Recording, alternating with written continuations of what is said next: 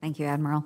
Thank you both for being here, Admiral Tidd, General Robinson. Thank you so much for the great work that you're doing on behalf of NORTHCOM and SOUTHCOM. Admiral Tidd, I'll start with you and want to thank you. I see that the great state of Iowa has been able to provide yet a second Sergeant Major to SOUTHCOM. We're pleased that you're both here with us.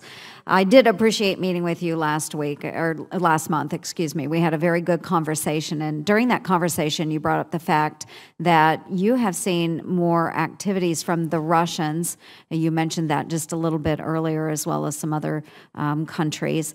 You stated that it may not be with a military bent, but that there were some other activities that they were engaging in. Can you enlighten us as to the types of activities you are seeing from the Russians and why that would be of a national security interest to us?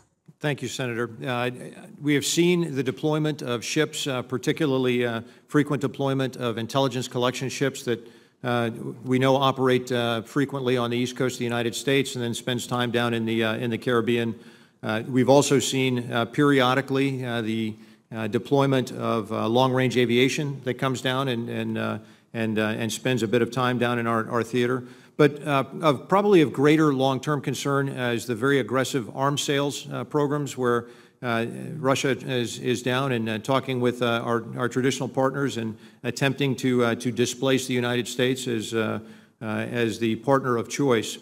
And then the part that I think is most troubling, we see they're engaged in a very aggressive misinformation campaign, basically peddling the story that the United States is not a reliable partner in Latin America, that we are not interested in the region, and that we are withdrawing from the region.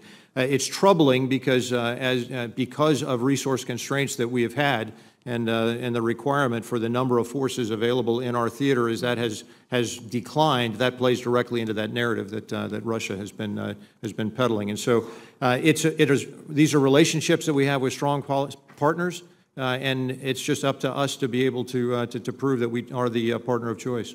So not only do we need to maintain a presence there, but we also need to reinforce our own message to those areas.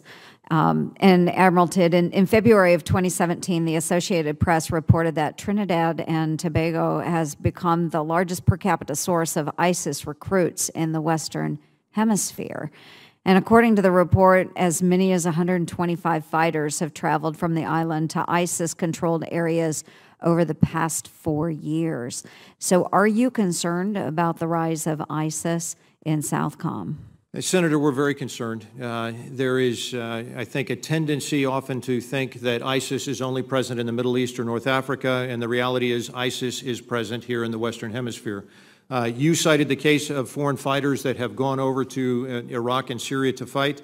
Obviously, we're very concerned about the return of those fighters, but what's become more troubling is an active effort on the part of ISIS to communicate to radicalized individuals, to telling them, stay home and conduct attacks in your home countries against your countries and the United States and our interests in this region. So you cited Trinidad and Tobago, but that's not the only country where we know that there is a presence of radicalized individuals to whom the ISIS message is very appealing, and I think it's an area that we have to pay close attention. Our counter-network approach that we are applying enables us to recognize that this presence of ISIS in the theater, when previously, when we focused exclusively on commodities, it was oftentimes we focused more on the criminal networks and did not pay attention to the fact that there are also terrorist networks as well. Mm-hmm. So those terrorist networks, they understand those pathways that are being used by various cartels and so forth, moving goods into the NORTHCOM area. Do you think those could be exploited then by those terrorist organizations? ISIS, in one of the recent issues of Dabiq magazine, communicates directly in English language to radicalized individuals to attempt to exploit those pathways into the United States. So we have to assume that they're going to try. Okay. Those that are fighting in Iraq and Syria, how are they able to reach back into the Caribbean and radicalize the folks there? What do you think is the primary means of communication? I think it's internet. It's by cyber means. And cyber is something that you believe we should pay attention to then? I think we all recognize that it is a domain that must bear increasing attention. Absolutely.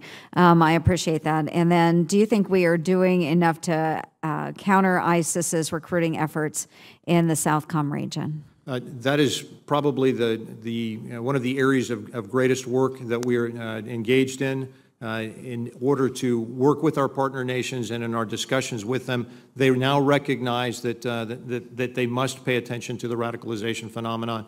We were all, I think, had a wake-up call with the attacks that occurred in Paris, in Brussels, but also in San Bernardino and in Orlando, that individuals can become radicalized and can conduct horrific attacks. And so it's up to all of us to work together, exchange information, and attempt to remove the conditions that lead to radicalization. Thank you. I appreciate that. Thank you. Thank you, Mr. Chair. For our